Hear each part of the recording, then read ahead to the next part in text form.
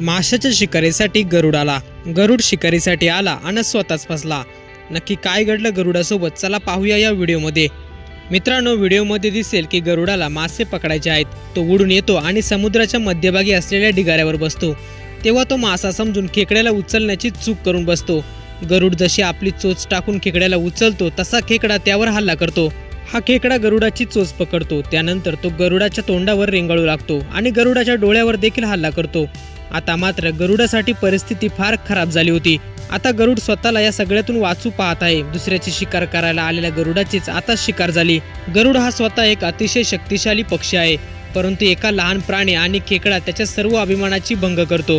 Video पाहून हेच समजते की आयुष्यात कधीच कोणाला कमी समजण्याची चूक करू नका. कधी कोण बाजी मारेल याचा काही नेम नाही. व्हिडिओ जर पूर्ण पाहिला असेल तर आपलीही प्रतिक्रिया कमेंट बॉक्समध्ये नक्की कळवा.